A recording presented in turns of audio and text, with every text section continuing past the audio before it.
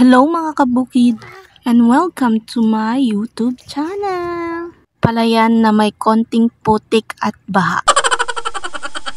Hello mga kabukid, for today's video, nandito na naman tayo sa bukid. Sa tinagal-tagal kong pumupunta dito sa bukid, ngayon lang talaga ako nakatapak dito na putikan talaga, na sobrang putik. Kailangan mong iwan yung tsinelas mo, kung hindi, talagang magbabaon ka ng putik sa paa. Wait, pakita ko sa inyo yung hawak ko ngayon. Tada!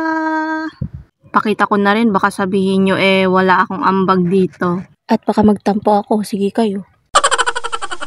Wala lang, SKL. Dito sa part na to, muntik-muntikan na akong madulas. Pag nagkataon, ay nako, paniguradong nangud-ngud mukha ko dito sa putikan. Bawat apa ko dito sa putik, talaga sinisigurado ko at hindi ako nagmamadali. Kasi yung akala mo na nakakapit na yung paa mo sa lupa, ay nako, pwede ka pang madulas. Pero okay lang, tignan nyo naman yung view, nagiging green na.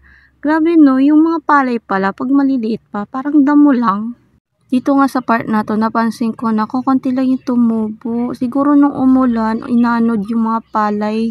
Ito yung mga moment na nagdadalawang isip na ako kung itutuloy ko pa ba yung pagbibidyo-video dito. O unahin ko muna yung mukha at damit ko na mangudngud sa putikan. Kasi talagang sobrang dulas. Kada apa ko kailangan hihinto ko ng mga ilang segundo. Kasi sinisigurado ko talaga na yung susunod na hakbang ko, hindi ako madadapa or makurinyas, ganon. Pero si mother, tingnan nyo naman, dire-diretso lang. Talagang balance to balance. Sheesh! Sana all. Pero in fairness, ganda ng view, na may konting putik. Yes. At ito na nga. Life update, 2 timba na ang buhat ko ngayon. Habang nagbibideo, diba? Multitasker. Sheesh! Oh my G! Sobrang ganda ng view. Medyo makulimlim pero okay lang. Muntikan nga kaming hindi matuloy na pumunta sa bukid ngayong araw na to kasi sobrang kulimlim na parang uulan. Pero thank God hindi siya bubagsak at nakapag-spray kami. Papunta na ako doon kila mama at papa. Naghahanda na si papa mag-spray. Naglalagay na siya ng maliit na gripo pagkukuha na ng tubig. Kaso may langgam pala dito. Ay, ang sakit sobra. Pulang langgam na malalaki. Hindi ko nakita. Natapakan ko tuloy at talagang sobrang hapde ng mga kagat nila sa paa ko. Dumaan lang naman ako tapos bigla na lang nilang kinagat yung paa ko. Hala siya, nag-emote na. Ahem, 240, paka naman. Diba? Ang ganda at ang lago ng palayan dito sa amin. Pero hindi amin to. SKL ko lang.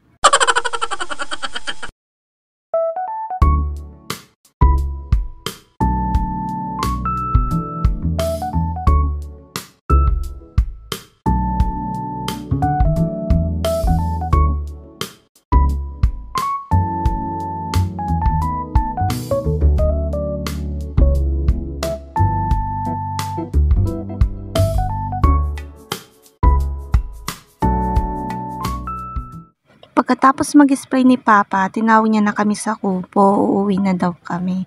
Itong dinadaanan ko palayan naman to ng uncle ko. Pagkatapos ng palayan ng uncle ko, yung sa amin na, kaya magkadikit lang talaga.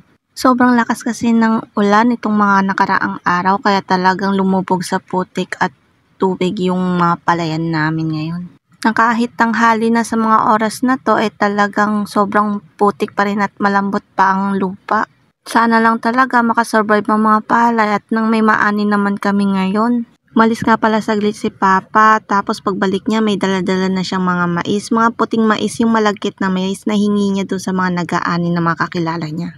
Pabalik na rin kami sa tricycle namin at lalakarin pa namin ang papunta doon. At talagang makikitang sobrang kulimlim pa ng mga ulap ngayon.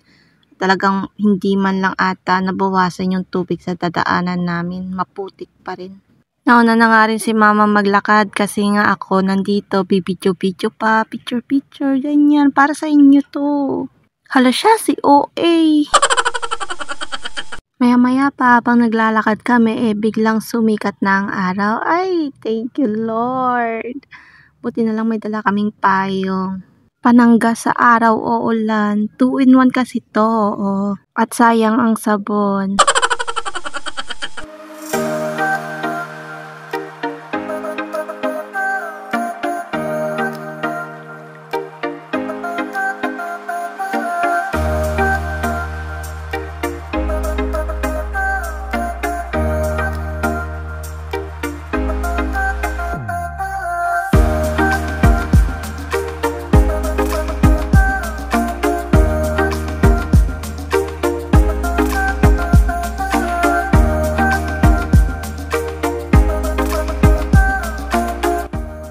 Time check, mga tanghali na rin itong mga oras na to at ngayon lang sumikat yung araw.